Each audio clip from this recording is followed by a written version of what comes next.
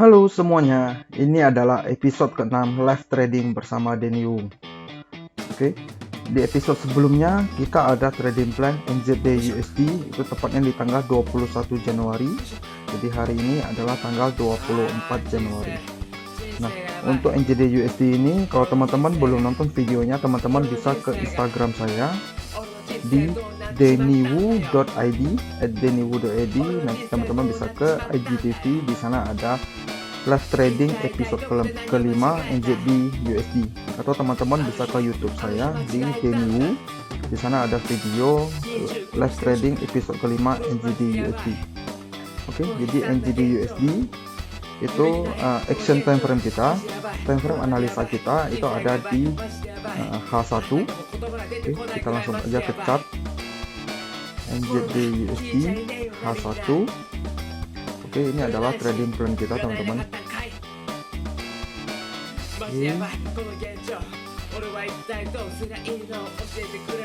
Jadi trading plan kita, waktu kita buat trading plan ini harga masih di antara TP2 dan TP3 teman-teman ya, di atas ini. Jadi areanya kalau kita tambahin di sini itu kurang lebih di sini teman-teman, di daerah sini. Jadi tepatnya di garis hijau ini teman-teman. Tandain di sini. Oke, sekitar sini garis biru ini teman-teman, ini adalah trading plan kita waktu kita buat NZD USD. Jadi sampai saat ini harga sudah masuk ke area kita teman-teman. Jadi harga masuk di area sini, di area sini harga sudah masuk. Sebelum masuk area ini, sebelumnya sudah hampir masuk juga teman-teman, tapi belum masuk dan TP3 di sini. Tapi harga belum masuk ke area kita teman-teman, sehingga TP3 ini tidak valid.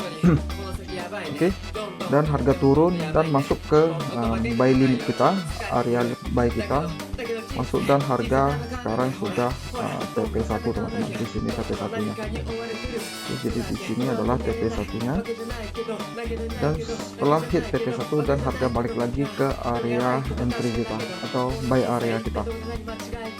Jadi untuk trading plan NZD USD ini bekerja cukup baik teman-teman, sudah hit safety target atau TP1. Okay. Dan episode sebelumnya kita ada Aussie CHF itu tepatnya kita buat di tanggal 18 Januari. Teman-teman juga bisa nonton videonya di Instagram atau di YouTube saya.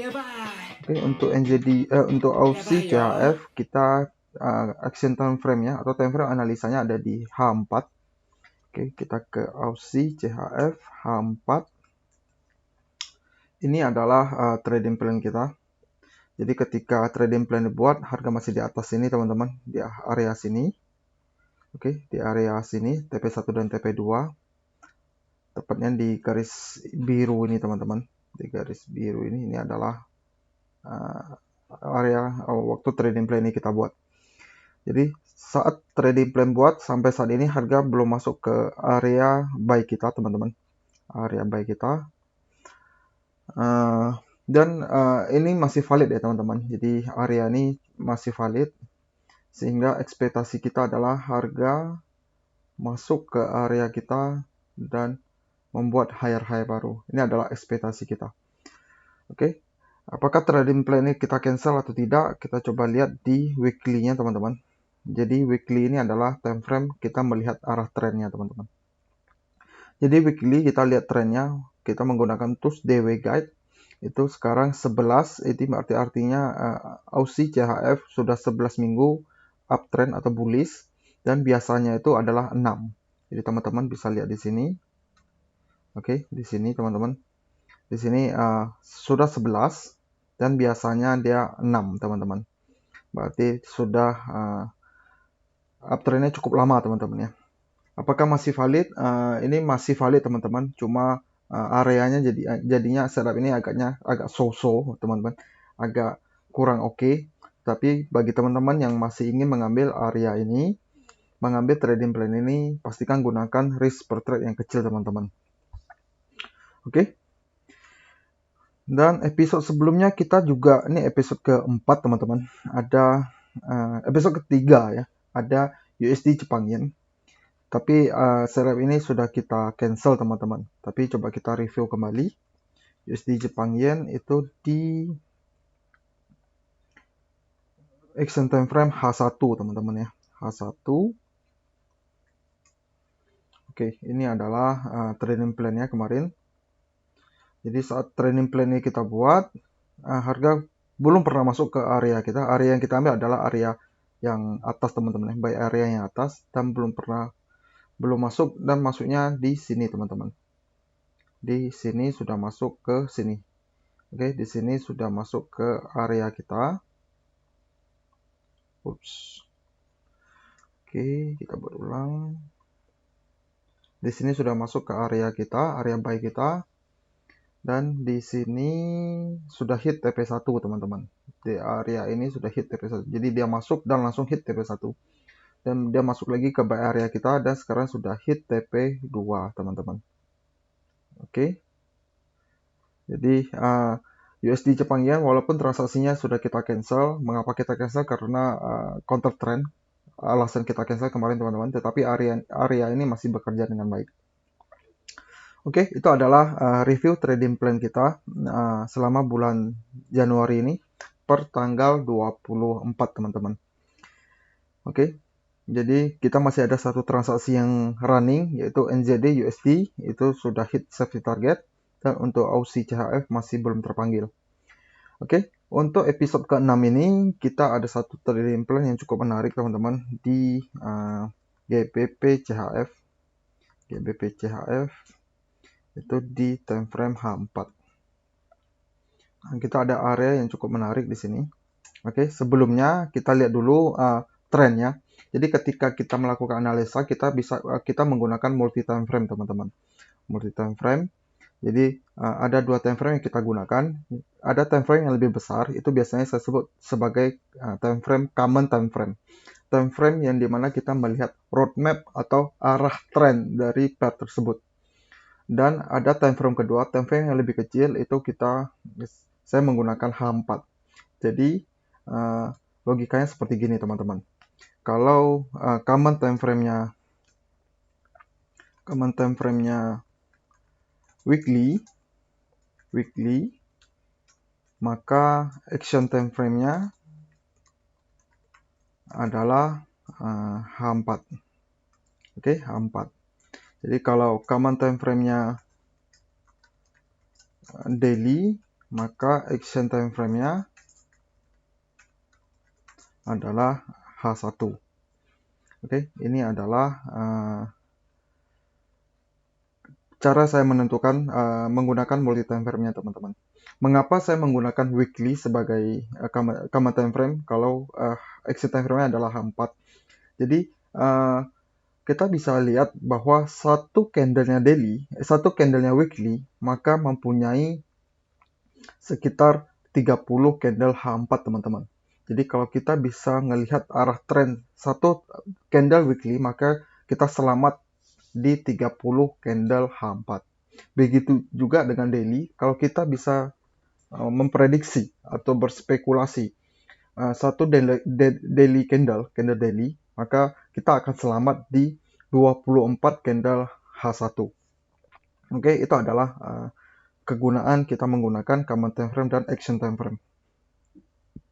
Oke, untuk GBP CHF kali ini kita akan menggunakan common time frame weekly dan action time frame H4. Nah, weekly ini seperti saya katakan bahwa kita akan melihat arah trennya kemana teman-teman. Jadi untuk arah trennya saya dibantu menggunakan tools yang bernama DW Guide. Ini adalah tools saya yang saya kembangkan bersama tim saya, DW Guide ini. Jadi di DW Guide ini ada berwarna hijau dan ada berwarna merah. Hijau artinya itu adalah up market. Oke, sedangkan merah adalah down market. Jadi untuk GBP CHF warnanya berwarna hijau. Berarti ini GBP CHF ini kondisi trennya sedang bullish. Oke, bullishnya sekarang sudah 5 minggu teman-teman. 5 minggu ini karena common time frame kita adalah weekly, maka satu candlenya adalah 1 minggu. Maka kalau 5 ini berarti artinya 5 minggu teman-teman ya. Sedangkan di sini ada AVG, ini average-nya. Biasanya GBP CHF di weekly kalau di uptrend itu biasanya 5 minggu. Oke, jadi ini kita masih ada kemungkinan satu candle lagi adalah candle bullish nantinya teman-teman. Oke, tetapi ini hanyalah sifatnya ini adalah lag indicator teman-teman ya. DW guide ini adalah lagging indicator. Oke, maka bisa kita simpulkan untuk GBP CHF kita akan menjadi buyer di 1 minggu ke depannya. Karena DW guide-nya berwarna hijau dan current sama dengan AVG-nya teman-teman. Oke, karena kita sudah tahu akan menjadi buyer di GBP CHF, maka kita ke action time frame. Kalau weekly maka kita menggunakan H4.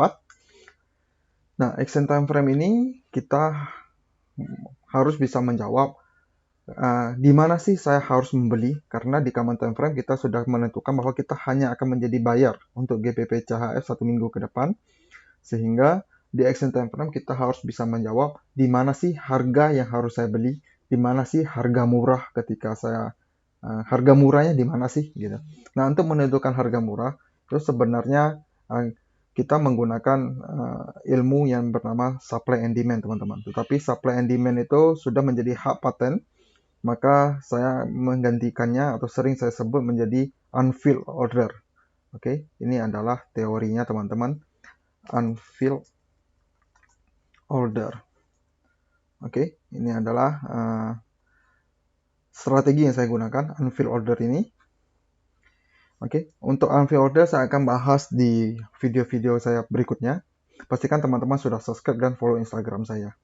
Oke, untuk DW John ini adalah areanya teman-teman. Oke, kalau kita nyalakan ini pasti di sana. Karena memang tools ini sudah saya research bertahun-tahun teman.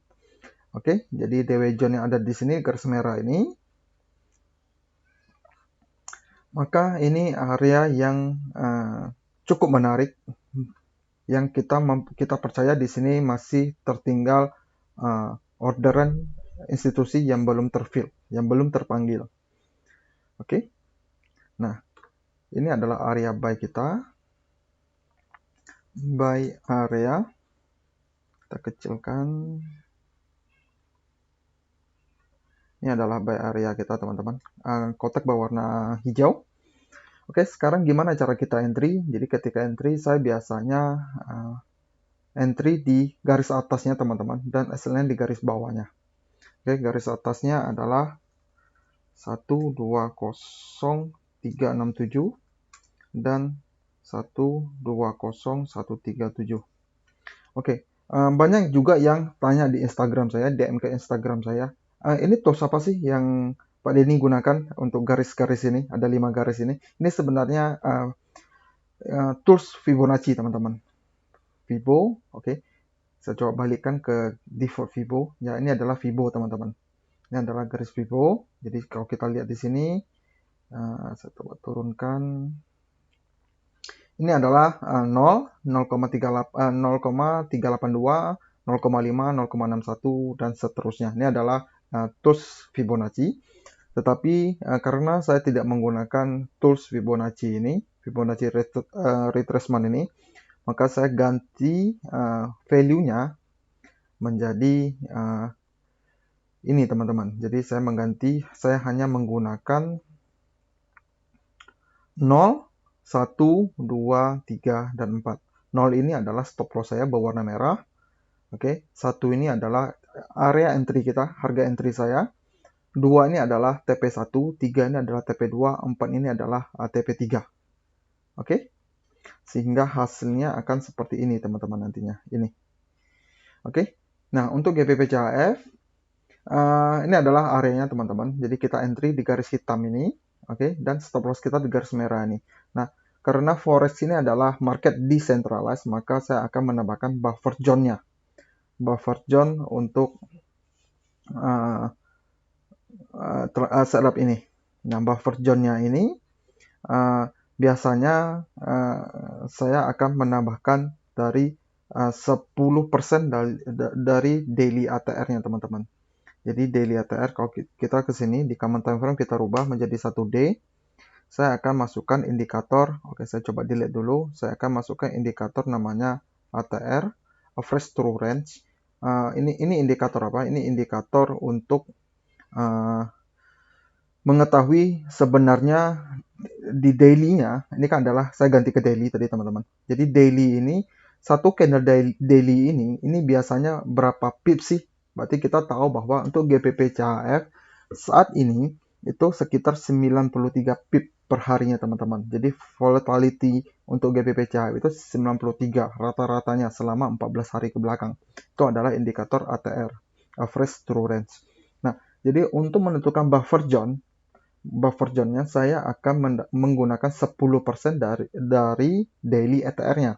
Karena daily ATR-nya adalah 93, maka kita akan mengambil 10%-nya, bukan berarti menjadi 9,3 pip.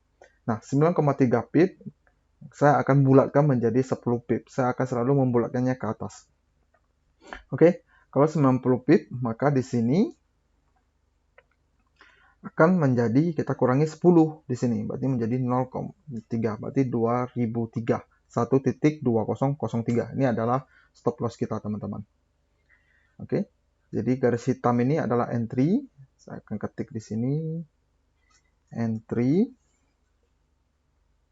Di sini saya clone aja. Di sini adalah garis merah, ini adalah stop loss. Di sini adalah TP1. Di sini adalah TP2. Dan di sini adalah TP3. Oke, ini adalah setup kita. Jadi kalau saya entry, saya execute di MetaTrader, maka saya akan execute-nya entry saya sebagai buy limit dan stop loss saya di harga ini. Ini adalah harganya teman-teman. Teman-teman bisa lihat di sini di pojok kiri ini, pojok kanan. Ini adalah harganya. Oke, entry-nya di 1.20367 dan stop loss-nya ada di 1.2003. Untuk seksi target atau TP1 teman-teman bisa ngambil di 1.20704 dan final target atau TP3 teman-teman bisa ambil 1,21378. Oke. Nah, jadi bagi teman-teman yang mempunyai pertanyaan atau mau diskusi, bagaimana sih saya bisa menemukan area ini, bagaimana sih saya bisa membuat trading plan ini, teman-teman bisa nanya di Instagram saya. Instagram saya ada di @deniwu.id. Oke, pastikan teman-teman sudah follow. Dan bagi teman-teman yang berfollow, pastikan sudah follow juga. Oke. Nah, karena ketika saya upload video baru, teman-teman akan mendapatkan notifikasinya agar tidak ketinggalan teman-teman. Oke, saya kira videonya cukup sampai di sini aja. Sampai ketemu di video selanjutnya. Bye-bye.